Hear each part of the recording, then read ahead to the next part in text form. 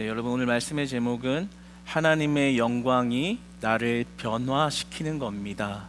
하나님의 영광이 나를 변화시키는 겁니다 라는 말씀의 제목으로 오늘 말씀의 은혜를 같이 나누기를 원합니다.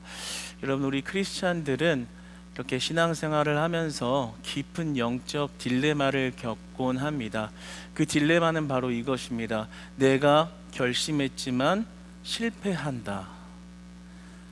날마다 결심했지만 또 실패한다라는 이런 영적 딜레마를 겪게 됩니다. 이러한 것이죠. 우리가 예배드리고 말씀의 은혜를 받으면 우리가 다짐을 하고 결단을 합니다. 그래, 그게 맞지. 하나님의 말씀이 맞지. 내 삶을 다시 돌이켜서 하나님의 뜻대로 살아야지. 이런 결심과 결단을 하지만 우리가 이 문을 나서서 돌아갔을 때 우리의 결심이 다시 희미해지고 또다시 죄의 유혹에 넘어지고 거룩한 삶을 살지 못하는 그러한 실패를 겪곤 합니다. 이러한 것이 지독하게도 반복되고 이런 지독한 반복의 굴레를 우리가 경험할 때 우리는 영적으로 괴로움을 느끼고 영적인 자괴감을 느끼기도 합니다. 아, 내가 왜 이러는 걸까? 그렇게 다짐했는데 왜 내가 이 모양인 걸까? 그리고 스스로에게 질문하게 되죠. 나는 정말 변화될 수 있을까? 나는 언제 변화될까? 나는 언제 크리스찬다운 모습을 할까? 나는 언제 하나님의 영광의 길을 걷는 그런 삶을 살 수 있을까? 이런 깊은 영적 딜레마 속에서 우리는 자괴감을 느끼고 괴로움을 느끼기도 합니다. 그런데 여러분, 이런 영적 딜레마가 우리에게는 놀라운 은혜이기도 합니다. 무슨 말일까요? 왜 괴로움이 우리에게 은혜가 될 수 있을까요? 이 딜레마가 은혜가 되는 이유는 이런 괴로움 속에서 진리를 깨닫게 되기 때문입니다. 이 괴로움을 겪을 때 이것이 괴로움으로 끝나는 것이 아니라 진리를 발견하게 되기 때문입니다. 그 진리는 이것입니다. 내 스스로의 힘으로는 결코 거룩해질 수 없다. 내 힘으로는 정결해질 수 없다. 내 의지로는 정결해질 수 없다. 내 성품으로는 결코 거룩해질 수 없다.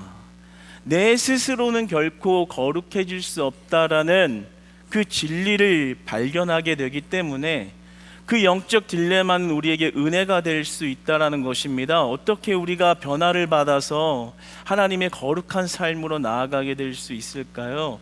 오늘 그 방법에 대한 은혜를 나누기 원하는 것인데, 특별히 영적 침체와 이러한 영적 딜레마를 겪고 계신 성도님들이 계시다면 오늘 그 영적 딜레마를 극복할 수 있는 하나님의 은혜를 경험하는 시간 되시기를 축복합니다. 우리가 이 본당 안에 있는데 이 본당의 불이 다 꺼지고 나면 이 본당 안은 정말 캄캄합니다. 기도할 때는 이렇게 조명을 조금 몇 개 켜놓고 있으니까 모르지만 이렇게 불이 완전히 다 꺼진 상태에선 도무지 앞으로 나아갈 수 없을 정도로 캄캄합니다. 그런데 그 어둠을 이렇게 헤쳐나가 온전히 출입구로 나아갈 수 있는 방법이 있습니다. 그 방법이 뭘까요? 그 방법은 문 위에 있는 비상등을 보는 것입니다.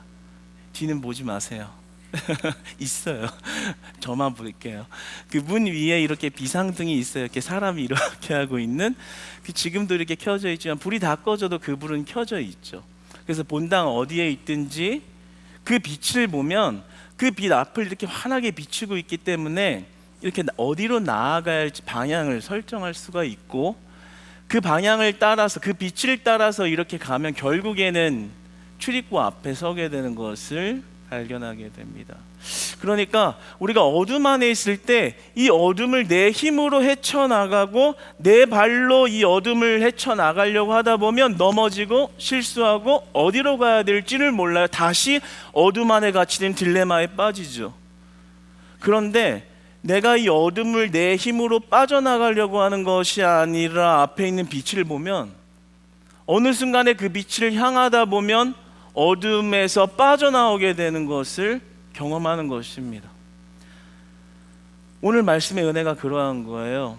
내 스스로의 힘으로 무언가 크리스찬답게 뭔가 거룩하게 살려고 하면 우리는 그 어둠을 빠져나오지 못하는 딜레마에 빠져요. 그런데 하나님의 빛을 바라보고 그 빛이 나를 비추기 시작하면 그때 나는 변화를 경험하게 되는 거고요. 그리고 그 어둠으로부터 빠져나오게 되는 거예요. 그러니까 우리에게 중요한 것은 내 스스로 거룩해질 수 없지만 하나님의 영광의 빛이 우리에게 비춰지면 변화된다라는 것입니다. 하나님의 방법은 하나님의 영광의 빛이 우리에게 비춰지는 방식으로 변화를 허락하십니다. 그런 의미에서 은혜 두 가지를 나누기 원하는데 우리 첫 번째 메시지를 같이 화면을 보며 한번 읽어보기 원합니다. 시작. 돌판보다 중요한 하나님의 실체를 기억하라. 아멘. 이제 모세가 돌판을 받아서 내려온 거잖아요. 그런데 그 전에 모세가 경험한 것이 있어요. 그것은 바로 하나님 자체입니다. 그래서 6절로 7절의 말씀을 보면 모세가 고백하기를 여호와라 여호와라 자비롭고 은혜롭고 노하기를 더디하고 인자와 진실이 많은 하나님이라. 돌판을 받기에 앞서 하나님 자체를 보고 그 하나님을 경험한 사건이 그에게 있는 것을 보게 됩니다. 그러니까 하나님의 얼굴을 보고 하나님의 영광을 보고 그 영광이 모세에게 비춰졌을 때 그가 더 심오한 신앙의 영역으로 나아가게 되는 것을 이렇게 알려주고 있는 것입니다. 우리가 하나님의 영광이라는 말은 히브리어로 카보드라는 말이고 그 말의 속뜻으로는 실제하다라는 뜻이 있다라고 이전에 같이 나눈 적이 있습니다. 그러니까 모세는 실제하는 하나님을 경험함으로 그의 신앙의 깊은 영역으로 나아갈 수 있었던 것이고 그 안에서 돌판되는 말씀을 받을 수 있던 것입니다. 그러니까 우리가 하나님의 실체를 보는 것, 영광이라는 거죠. 하나님의 실체를 바라보는 것, 그 실체를 경험하는 것이 우리 신앙에 아주 중요하다라는 이야기예요. 그것이 없으면 돌판에 새겨진 그냥 글로 보여진다고요. 이것을 어떻게 하면 좀 더 와닿게 설명할 수 있을까 고민하게 되는데요. 팀 켈러 목사님은 이렇게 말을 했습니다. 진정한 변화는 단순한 결심이나 자기 개발 기술의 문제가 아니라 내 삶에서 더 크고 아름다운 것을 보게 될 때 일어난다. 우리의 신앙이 진짜로 변화되는 것은 내 능력, 내 지식, 내 신앙의 연륜에 있는 것이 아니라 실제되는 하나님을 바라볼 때 그 하나님의 영광이 나를 비출 때 변화가 일어난다라는 거죠. 이 이야기에 대한 설명을 제 이야기를 담아서 나누어 보고자 합니다. 제가 그 예배 때마다 그 은혜를 받을 때가 은혜를 항상 받는데 그 은혜의 그 방도가 있습니다. 그것은 이제 예배를 집도할 때 말고 예배를 회중의 석에서 드릴 때 오늘 말씀이 어떤 내용인가, 어떤 교훈을 하고 있는가, 어떤 논리로 이야기하고 있는가를 듣기에 앞서서 제가 항상 선행적으로 하나님 앞에 바라보고 고백하는 게 있어요. 그것은 무엇이냐면 하나님, 오늘 그 하나님을 만나게 해주세요. 오늘 말씀의 교훈이 뭐지? 들어보고 나에게 유익이 되나 안 되나? 이 문제로 접근한 적이 한 번도 없어요. 저는 살아보면서 예배 한 번을 나가도 그 예배 가운데 하나님, 오늘 하나님 인도함 받기를 원해요. 하나님 만나기를 원해요. 하나님, 내 앞에 문제가 너무 캄캄하고요. 일주일 동안 기도해봤지만 하나님 뭐라고 말씀하시는지 답을 못 얻겠어요. 내가 어떻게 해야 하나님이 원하시는 자리에 있는 건지를 모르겠어요. 하나님, 이 예배 시간 그 하나님을 구하오니 하나님 말씀을 통해서 나를 만나주시기 원합니다. 좀 만나주세요. 하나님 자체를 구하는 그런 마음과 태도에서 하나님의 말씀을 받는 거죠. 그럼 그때마다 하나님은 반드시 은혜를 주시더라고요. 할렐루야. 반드시 은혜를 주세요. 어쩔 때는 정말 답답하고 길이 없던 그런 마음과 상황에 명확한 길을 제시해 주시고 나아갈 수 있는 방향을 열어주시고, 어쩔 때는요, 이게 무슨 말일까 낙심이 되는 말을 주실 때가 있어요. 내가 원했던 거와는 정반대의 말, 정말 이것을 내려놓으라는 건가, 포기하라는 건가, 어떻게 이렇게 하라는 건가, 그러면 살아갈 수가 있나, 이런 생각이 들 때도 있지만, 그것을 하나의 교리나 하나의 강의처럼 듣는 게 아니라, 오늘 하나님 나를 인도해 주세요, 하나님 만나기를 원해요 라는 그 마음에 응답하신, 드러내신 하나님, 하나님의 자기 계시라는 것을 알게 되면 나에게는 쓴 말씀 같아도 그것을 약으로 받는 것이죠.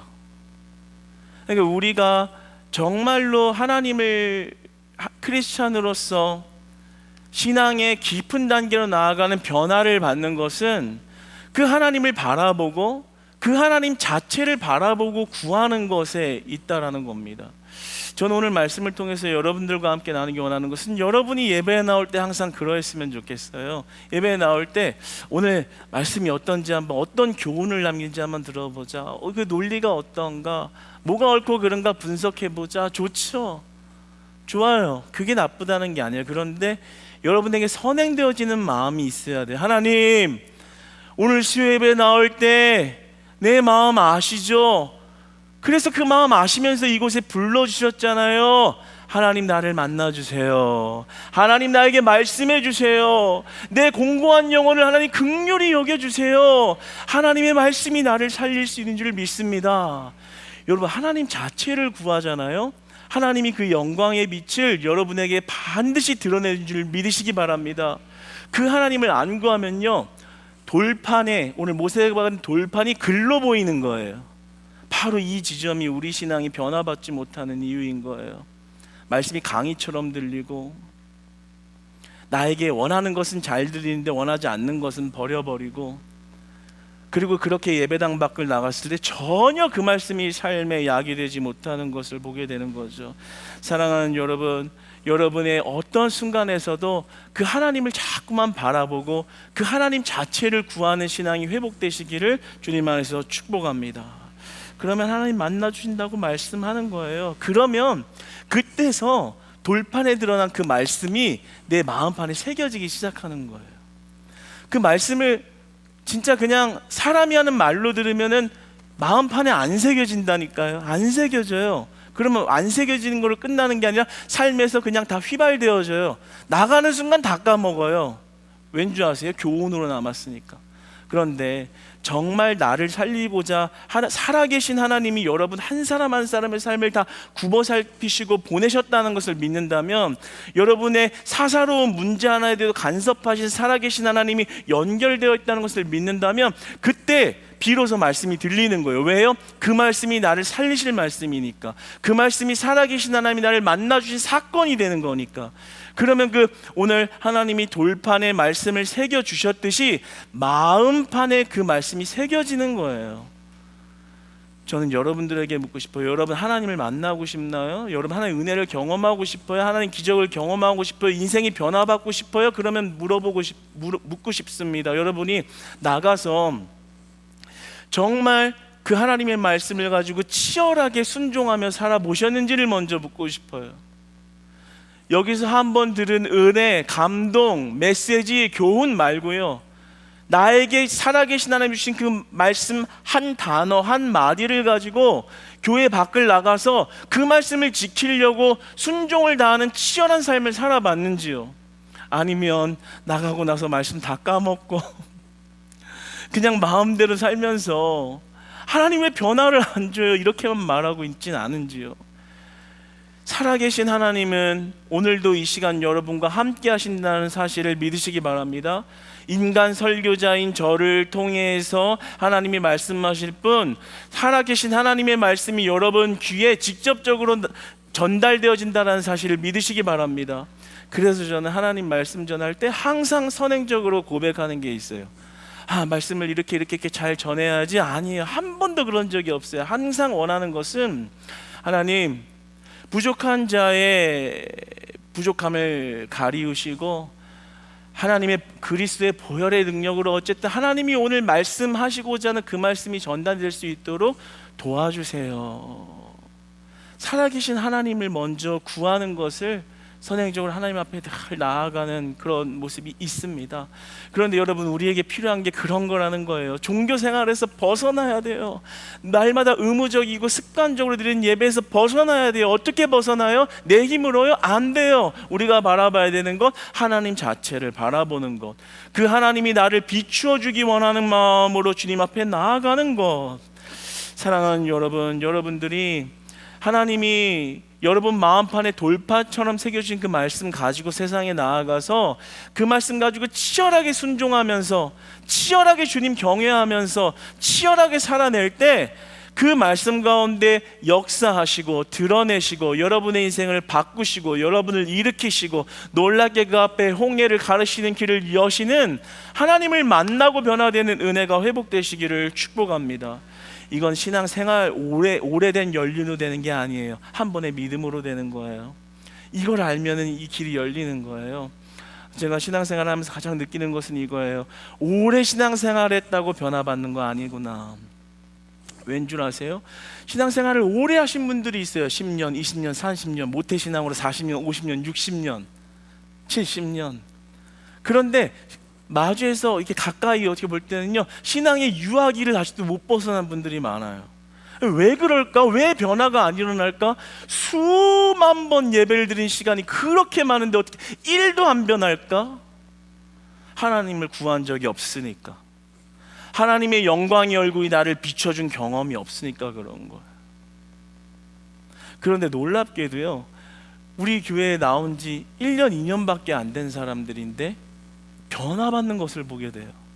근데 그 변화받는 자의 고백을 보면 제가 감동이 되고 배울 때가 있어요. 나온 지 얼마 안 되면 평생 안 믿다가 우리 교회 처음 와가지고 믿은 지 1년, 2년밖에 안 되는데 그의 고백에 놀라운 고백들을 하는 거예요. 어쩔 때는 이런 교회의 필요를 보면서 내가 어떻게 하면 하나님의 교회 세우기 위해서 이 필요한 부분을 충당할 수 있을 만큼 성장이 될까? 그래서 내가 그걸 했으면 좋겠다, 이런 말을 하고, 삶에서 자꾸만 이 복음과 충돌되어지는 직장에서의 삶의 모습이 있는데 그거 가지고 씨름을 하는 거예요. 어떻게 내가 이 충돌되는 지점에서도 타협하지 않고 크리스찬 교회 강단에서 알려주신 그 말씀대로 치열하게 싸워서 믿음을 지킬까? 이런 고민을 하면서 있는 거야. 안 그러면 훨씬 길이 편할 텐데. 이런 변화가 어디서 일어나요? 그가 말씀을 그렇게 열심히 듣고 하나님을 구하고 그 하나님을 영광이 실제가 그의 삶에 비추니까 삶에서 변화가 일어나는 거예요. 크리스찬답게 살아갈 수 있는 능력이 임하는 거예요. 그런데 그런 하나님을 구하고 그런 하나님의 얼굴이 비추는 그런 경험이 없는 자들은 똑같은 거예요. 야, 오늘은 말씀이 좋았네. 오늘은 뭐 좀 얻는 게 있었네. 나가서 아무런 유익도 없는. 그게 반복되면 마치 우리 본당에 불이 꺼졌을 때 그 어둠을 내 힘으로 계속 헤매지만 그 자리만 맴돌고 있는 것밖에는 안 되는 거예요. 그 영광의 빛을 보고 그 실제가 나를 비출 때 나는 빛 가운데 걸어가는 자가 되는 것이고, 그 어둠을 해칠 수 있는 능력과 변화가 하나님으로부터 주어지는 것이죠. 여러분, 이 예배 한 번 한 번 드리는 시간이 결코 한 시간도 헛되이 되어지는 시간이 아니라 여러분 삶에 놓인 모든 어둠을 이길 수 있는, 이기게 하시는 하나님의 영광을 받는 시간 되시기를 축복합니다. 여기에 소망이 있고 은혜가 있고 우리 인생이 변화가 되는 것이죠. 우리 한번 찬양 한번 할까요? 우리 고백을 담아서 우리 내는 주의 영광을 보내. 바로 들어가 봅시다.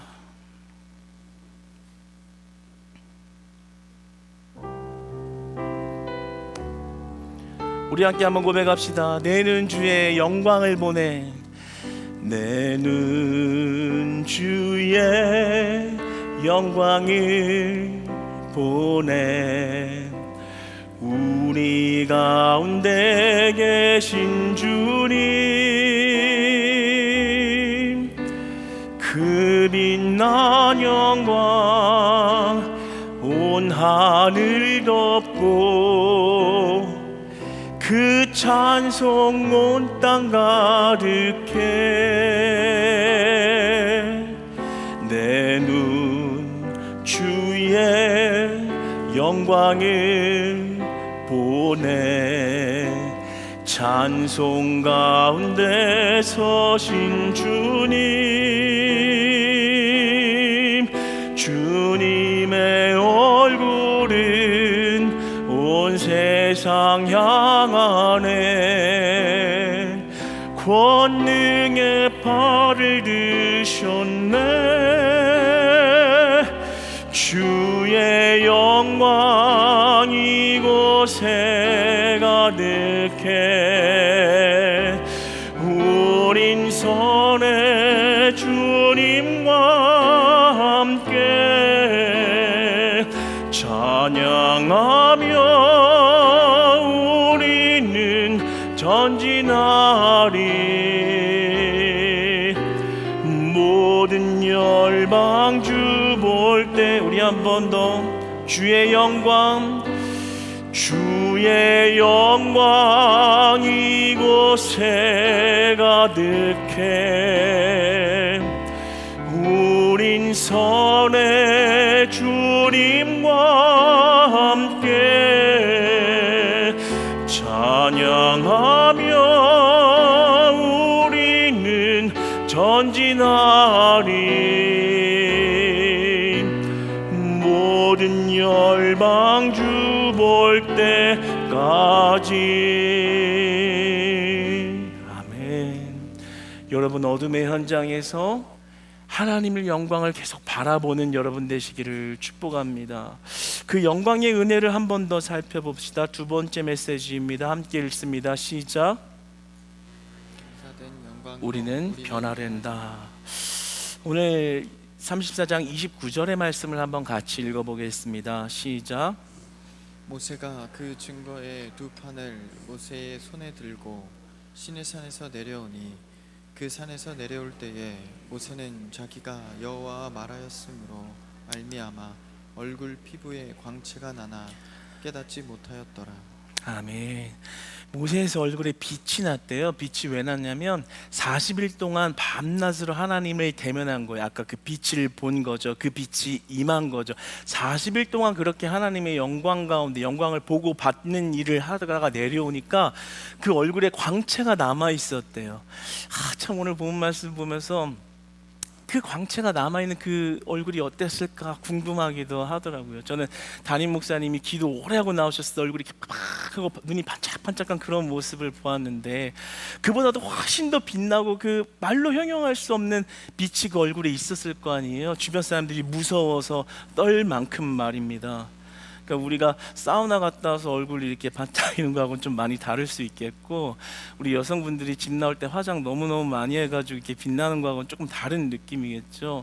그런데 그 은혜가 모세 안에 있었다는 거예요. 그 은혜는 뭐겠어요? 그러니까 모세 자체가 빛이어서 얼굴에 빛이 나온 게 아니라 영광의 빛이 반사체로서 반사되어서 나온 거죠.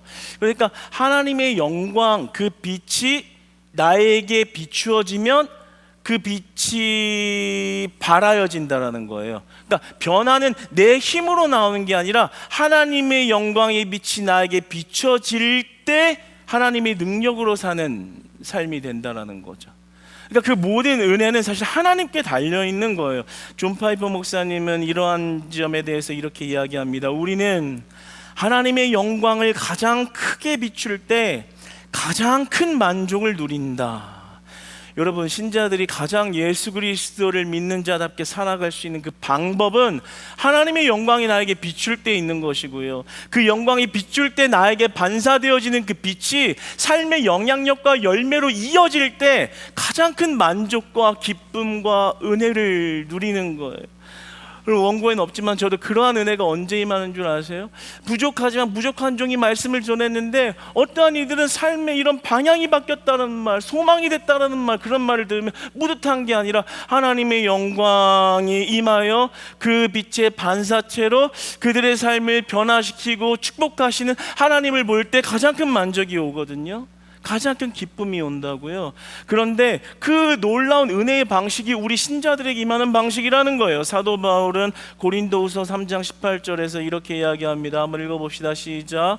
우리가 다 수건을 벗은 얼굴로 거울을 보는 것 같이 주의 영광을 보매 그와 같은 형상으로 변화하여 영광에서 영광에 이르니 곧 주의 영으로 말미암음이니라. 아멘. 우리가 어떻게 변화된다고요? 주의 영광을 보매 그와 같은 형상으로 변화하여. 그러니까 하나님의 그 영광이 우리에게 비춰질 때, 모세에게 하나님의 영광이 비쳤을 그 얼굴에 빛이 남아 있는 것처럼, 그 빛이 영향력으로 되는 것처럼 변화된 삶이 임한다라는 거죠. 여러분의 얼굴에, 우리들의 마음판에 하나님의 영광이 빛이 임하는 은혜가 날마다 지속되기를 소원합니다. 지속되기를 소원합니다. 그러면 그때 변화가 일어나는 거예요. 어떤 변화가 일어나는 건 줄 아세요? 원래는 쾌락을 쫓는 게 좋았고, 원래는 내 맘대로 하는 게 좋았고, 내가 원하는 거 가지는 게 좋았어요. 그런데 하나님의 영광이 내 안에 비추고 나니까 어느 순간 그게 싫어지는 거예요.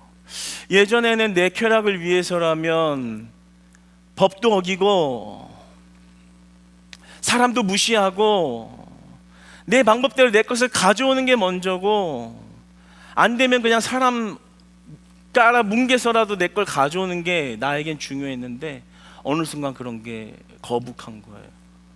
어느 순간 그러한 것이 너무나도 양심의 가책이 느껴지는 거예요. 예전에는 사업하면서 그냥 내 맘대로 그냥 하는 게 좋았고, 내가 돈 벌 수 있으면 모든 걸 하는 게 합리적으로 보였는데, 어느 순간에 그게 부담이 되는 거예요. 이러면 안 될 것 같은. 왜 그런 변화가 일어나요? 하나님의 말씀의 영광의 빛이 나를 비추니까 그 빛이 반사가 되어서 일하기 시작하게 된 거죠. 그러니까 이런 고백들이 사실 우리 안에 있어야 돼요. 하나님이 임하고 나니까 하나님 뜻대로 해야 되는데, 하나님 뜻대로 해야 되는데, 예전에는 조금만 하면 가족들한테 막 성질 내고 막 화를 쏟아붓고, 사실 우리 모두 다 잘 되지 않죠. 그런데 어느 순간 그런 찔림이 오는 거예요. 이렇게 하면 안 될 것 같다. 갑자기 막 말을 예쁘게 해요. 가족들이 깜짝 놀라게 적응 안 되게. 그래도 그렇게 나오게 되는 것은 뭐예요? 그 빛이 임하니까 내 힘으로는 할 수 없는 일을 하나님이 변화시켜서 하는 거죠. 그러니까 사실 이러한 은혜들이 사실 우리 안에는 날마다 흘러야 된다라는 거죠. 화내고 그럴 수 있죠. 또 넘어질 수 있죠. 그런데 또 다시 수요 예배 와서 하나님의 말씀을 듣고 그 영광이 내 안에 임하니까 다시 일어나야겠다, 다시 정화해야겠다, 다시 고쳐져야겠다. 스스로 그 안에서 변화를 일으키는 하나님의 빛이 일하기 시작하는 거죠. 이전에는 순종하는 거 싫다, 왜 이렇게 순종하는 것이 왜 나에게는 이렇게 부담스러운 걸 요구하나. 그러나 그 내 생각에 갇혀 있다가도 하나님의 영광의 빛을 구하고, 하나님 나에겐 어려운데 하나님의 능력을 구해요. 하나님 나를 좀 비춰주세요. 왜 내 마음은 이렇게 종지처럼 이렇게 작아서 하나님의 나라는 못 보고 고장 내 있는 거 요거 하나밖에 안 보이는 신앙일까요? 하나님이 나를 좀 비춰주세요. 하나님 그 빛을 비춰주세요. 모세에게는 그렇게 비춰줘서 얼굴을 환하게 만든 것처럼 나에게도 그 빛을 좀 비춰주셔서 하나님의 능으로 살아갈 수 있는 자가 될 수 있도록 변화를 주세요.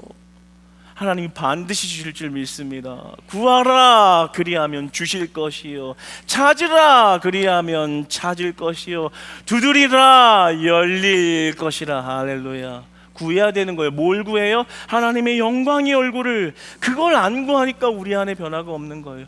그 비상구의 등을 안 보니까 그냥 이 앞에 있는 어둠 그냥 어떻게 내가 해결하겠다 라는 거기에서 그냥 딜레마에 빠져 사장되는 것이죠. 사랑하는 여러분, 그러나 그 영광을 바라보면 그 영광이 일하기 시작하세요. 그러면 여러분의 사업장을 변화시키고요, 여러분의 직장을 변화시키고요, 여러분의 가정을 변화시키고요, 여러분의 교회 지체들과의 관계를 변화시키고요, 그리고 나아가서 우리 교회를 변화시키는 은혜 있을 줄로 믿습니다. 여러분, 이제부터는 내 힘으로 스스로 뭔가 자꾸 자꾸만 하려고 하다가 실패할 때 그게 은혜라는 걸 기억하세요. 아, 내 스스로는 안 되는구나. 하나님을 바라봅니다. 나를 만나주세요. 나를 변화시켜 주세요.